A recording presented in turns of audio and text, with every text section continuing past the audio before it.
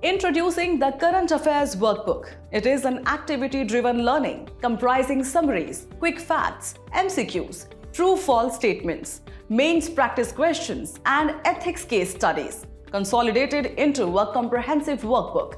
Dive into our monthly magazine summary, a concise overview capturing key insights, events, and trends of the month. Unlock the power of our Quick Facts block, your rapid reference toolkit with essential facts, figures, and critical statistics. Experience our dynamic activities like MCQs and true-false statements to subjective questions and ethics case studies that refine your analytical thinking and articulation skills. Track your progress with our dedicated self-evaluation page, your personal growth monitoring and improvement tool.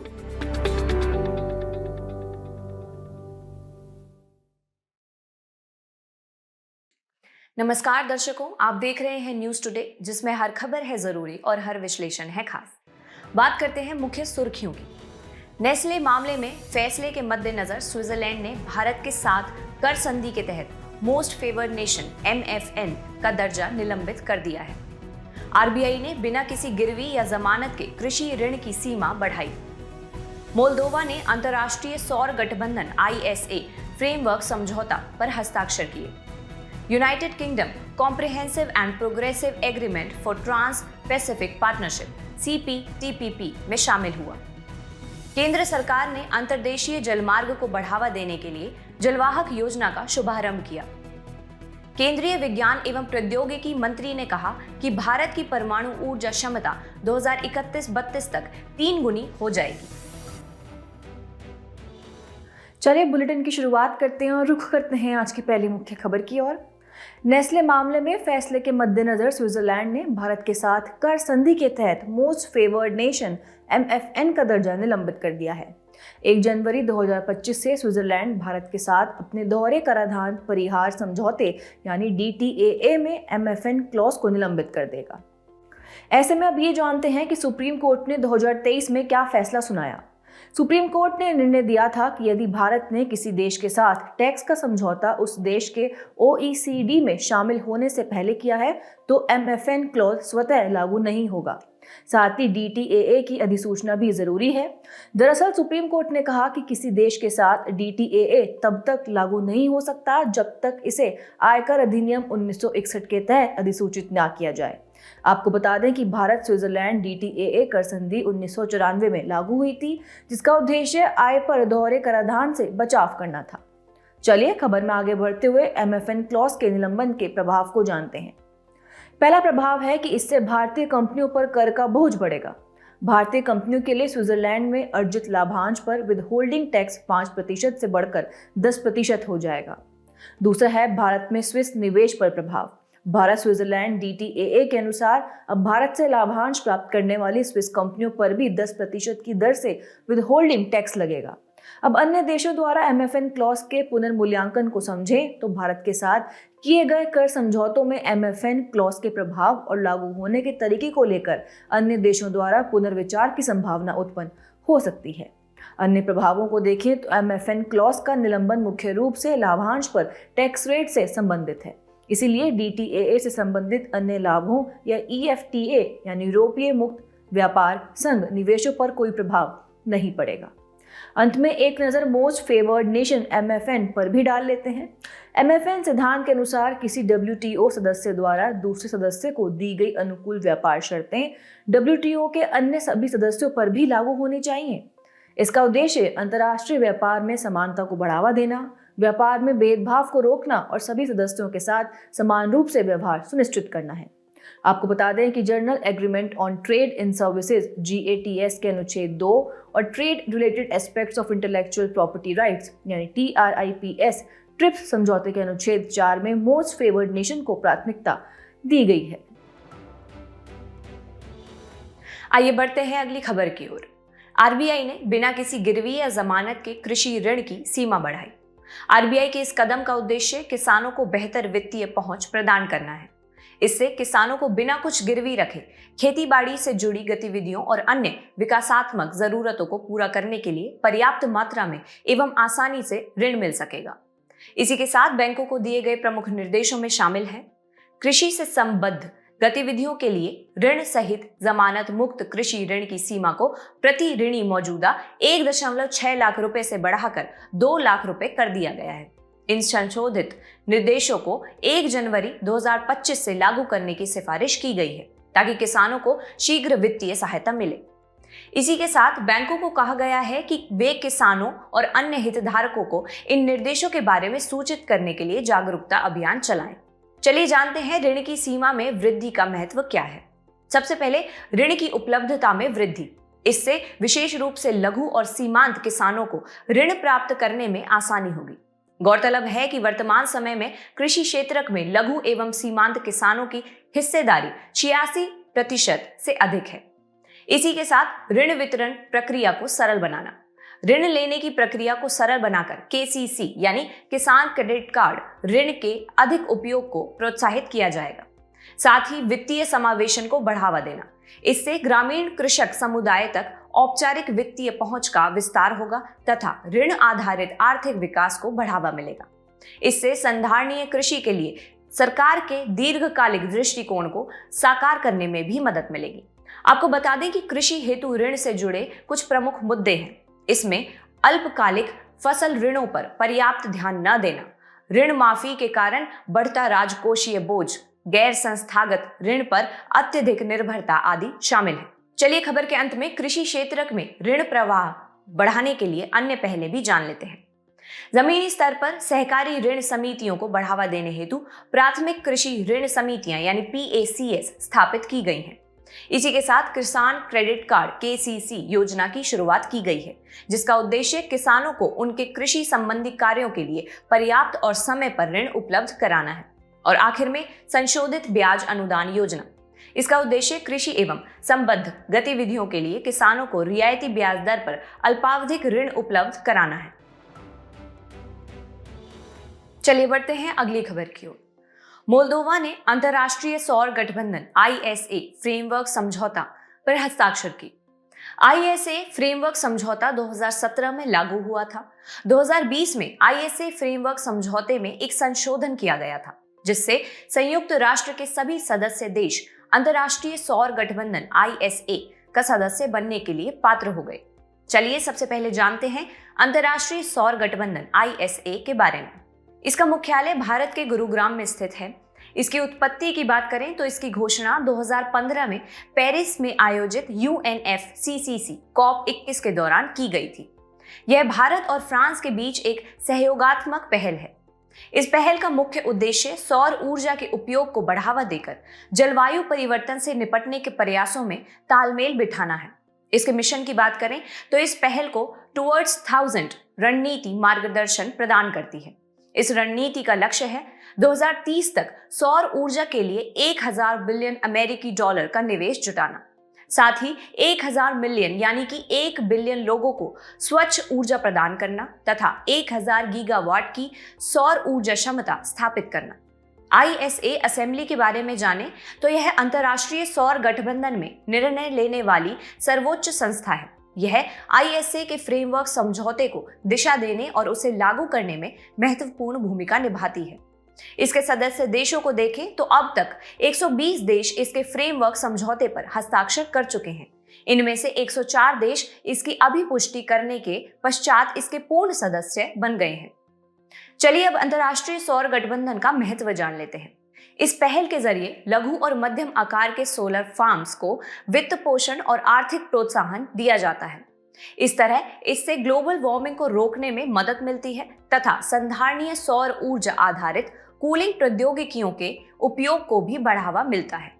इसी के साथ इसमें वैश्विक carbon उत्सर्जन को प्रति वर्ष 1000 million ton तक कम करने की क्षमता है। साथ ही यह पहल ऊर्जा सुरक्षा और स्वच्छ ऊर्जा के साथ साथ भारत को 2070 तक नेट जीरो उत्सर्जन के लक्ष्य को प्राप्त करने में मदद करेगी।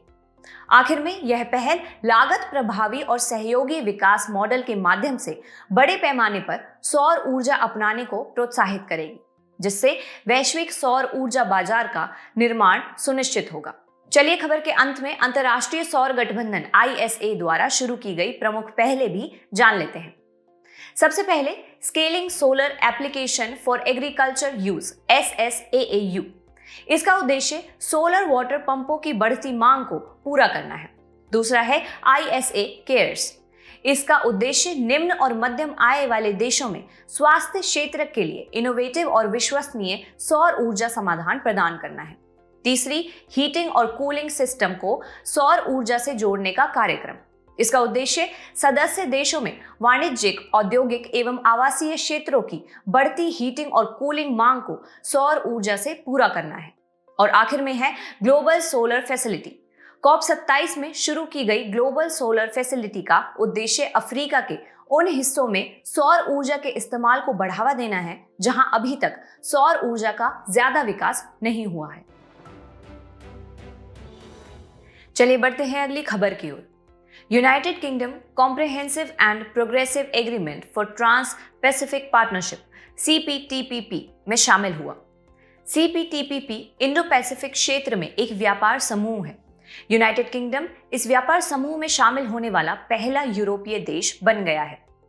गौरतलब है कि 2023 में CPTPP के पक्षकारों और यूनाइटेड किंगडम के बीच सदस्यता प्राप्ति प्रोटोकॉल यानी एक्सेशन प्रोटोकॉल पर हस्ताक्षर किए गए थे। इससे CPTPP में यूनाइटेड किंगडम के शामिल होने की प्रक्रिया शुरू हो गई थी।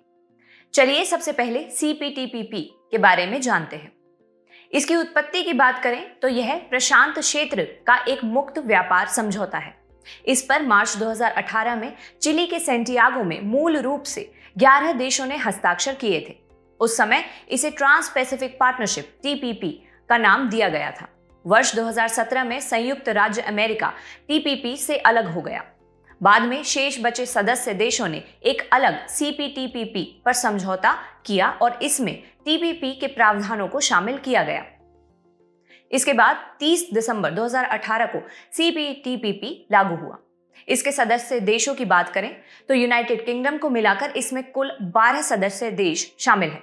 इसके अन्य सदस्य हैं Australia, Canada, Japan, New Zealand, Brunei, Chile, Malaysia, Mexico, Peru, Singapore और वियतनाम।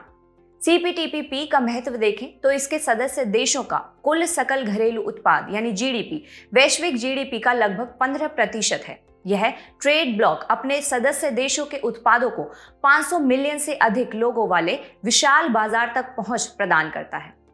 आइए इसी के साथ भारत के लिए CPTPP जैसे बहुपक्षीय व्यापार समूहों का महत्व क्या है यह भी जानते हैं। हाल ही में नीति आयोग के CEO ने भारत को CPTPP और क्षेत्रीय व्यापक आर्थिक भागीदारी RCEP जैसे व्यापार समूहों में शामिल होने का समर्थन किया है।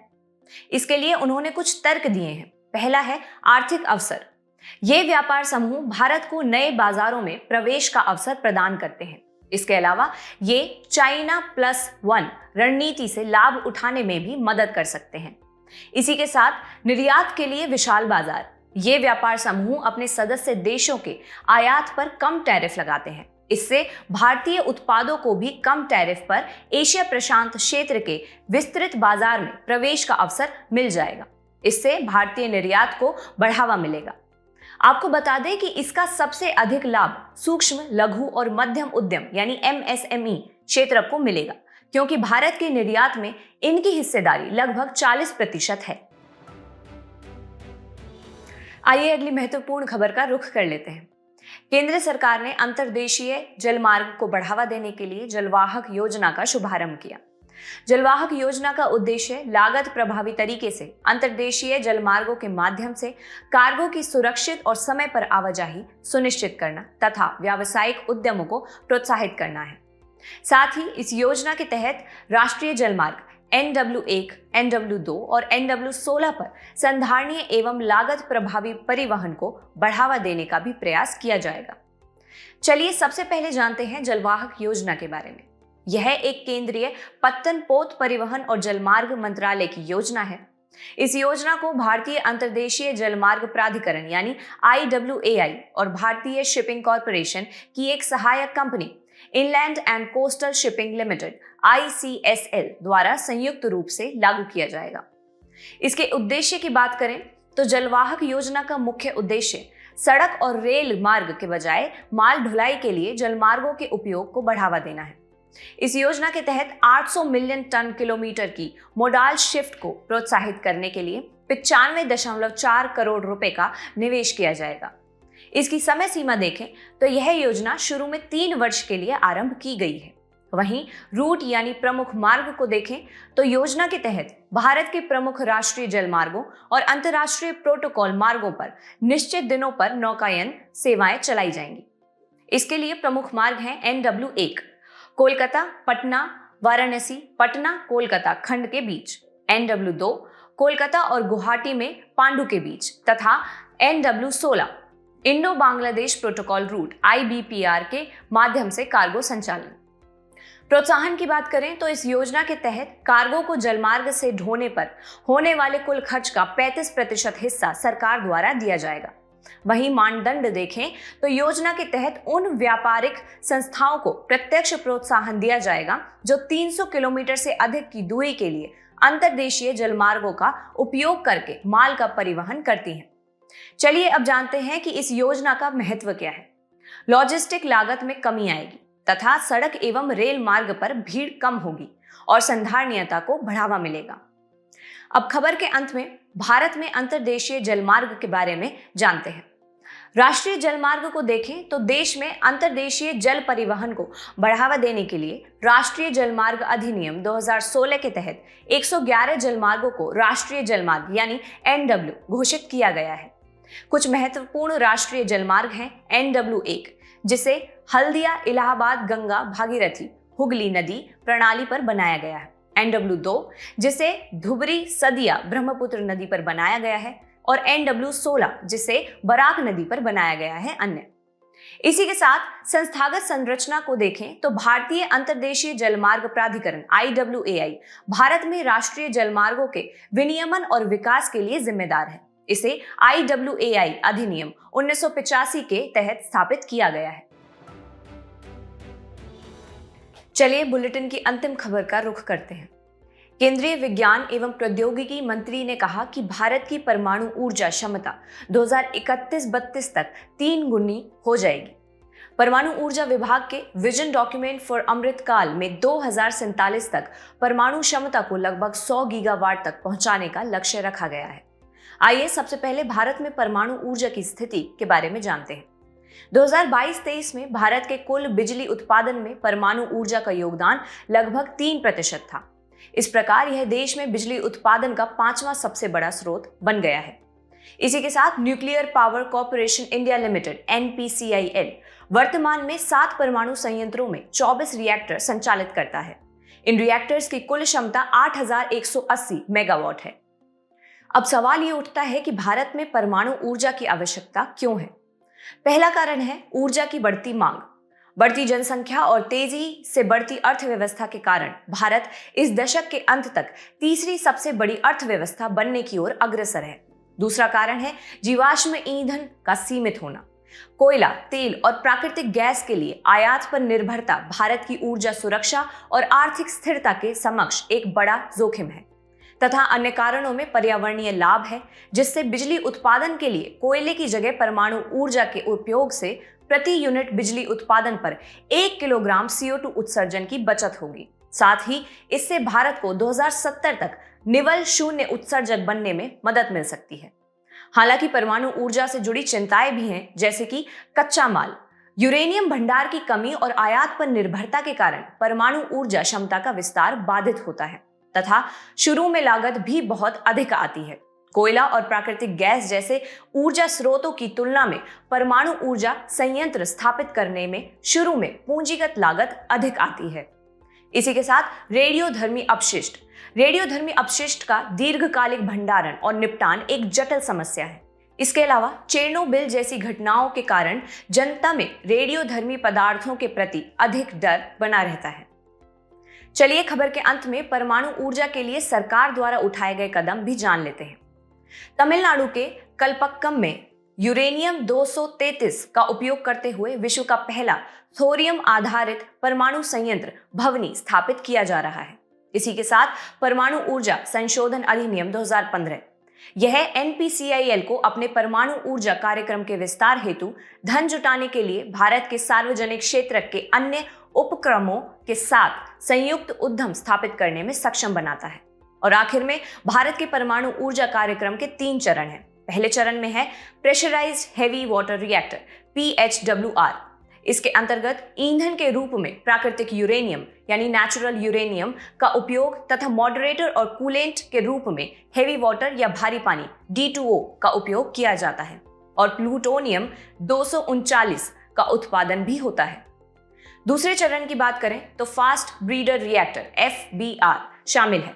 इसके अंतर्गत पहले चरण से प्राप्त यूरेनियम 238 और प्लूटोनियम 239 का उपयोग किया जाता है। और चरण 3 में advanced heavy water reactor AHWR शामिल है, जिसके अंतर्गत ईंधन के रूप में थोरियम और यूरेनियम के मिश्रण का उपयोग किया जाता है। चलिए बुलेटिन के आखिर में बढ़ते हैं आज की संक्षिप्त सुर्खियों की तरफ। हाल ही में भारत, ईरान, आर्मेनिया के बीच त्रिपक्षीय परामर्श वार्ता संपन्न हुई। इस वार्ता के दौरान आर्मेनिया के प्रतिनिधियों ने अपने कनेक्टिविटी पहल क्रॉसरोड्स ऑफ पीस के बारे में जानकारी दी। हाल ही में तूफान की वजह से एक रूसी टैंकर टूट गया। इससे केर्च स्टेट जलमार्ग में तेल का रिसाव हो गया। 2 भूखंडों के बीच के संकरे जलमार्ग को स्टेट यानी जलड मरुमध्य कहा जाता है। इस तरह का जलमार्ग 2 बड़े जल निकायों जैसे कि 2 सागरों को जोड़ता है। भारत, फ्रांस और संयुक्त अरब अमीरात UAE ने अरब सागर के ऊपर डेजर्ट नाइट युद्धाभ्यास आयोजित किया। यह त्रिपक्षीय हवाई युद्धाभ्यास है। इसका उद्देश्य जटिल युद्ध स्थितियों में तीनों देशों की वायु सेनाओं के बीच बेहतर तालमेल को बढ़ावा देने का अभ्यास करना था। मोजाम्बिक के काबो डेलगाडो प्रांत की राजधानी पेम्बा और फ्रांसीसी ओवरसीज क्षेत्र मायोट में चिडो चक्रवात का लैंडफॉल हुआ। आपको बता दें कि चक्रवात कम वायु दाब वाले क्षेत्र के आसपास वायुमंडलीय विक्षोभ के कारण उत्पन्न होते हैं। हाल ही में भारत ने 7 अन्य देशों के साथ मिलकर फैशन और निर्माण उद्योगों के लिए एक नई पहल शुरू की है। इसे वैश्विक पर्यावरण सुविधा GEF द्वारा वित्त पोषित आपूर्ति श्रृंखलाओं से खतरनाक रसायनों को खत्म करने के लिए एकीकृत कार्यक्रम से फंड प्राप्त होगा। झारखंड की बिरहोर जनजाति पहली बार बाल विवाह के खिलाफ आंदोलन में सम्मिलित हुई। यह जनजाति विशेष रूप से कमजोर जनजातीय समूह यानी PVTG में सूचीबद्ध है। यह एक अर्ध घुमंतु जनजातीय समुदाय है। कोयला मंत्रालय के मार्गदर्शन में कोल इंडिया की सिंगरौली स्थित शाखा नॉर्दर्न कोल फील्ड्स लिमिटेड ने चरक पहल का शुभारंभ किया है। इसका उद्देश्य सिंगरौली क्षेत्र में आर्थिक रूप से कमजोर वर्गों से संबंधित उन रोगियों का मुफ्त में इलाज करना है जो चिन्हित जानलेवा बीमारियों से पीड़ित हैं।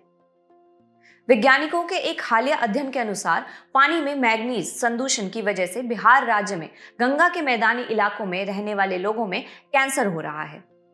हाल ही में एक प्रतिष्ठित क्लाउड प्रोवाइडर फर्म ने AI हेतु डायमंड कूलिंग सिस्टम के लिए एक अनुबंध पर हस्ताक्षर किए हैं। आकाश सिस्टम द्वारा विकसित इस नवीनतम सेमीकंडक्टर चिप में 2200 वॉट्स पर मीटर केल्विन की उच्च थर्मल चालकता वाला सिंथेटिक डायमंड एकीकृत किया गया है। डेमोक्रेटिक रिपब्लिक ऑफ कांगो में हाल ही में फैले एक रहस्यमयी रोग के कारण डिसीज X के खतरे को लेकर चिंता बढ़ गई है। आपको बता दें कि यह एक काल्पनिक रोग को संदर्भित करता है। जाने से पहले आपकी समझ की परीक्षा के लिए डालते हैं एक नजर हमारे स्पेशल सेगमेंट प्रश्नोत्तरी पर।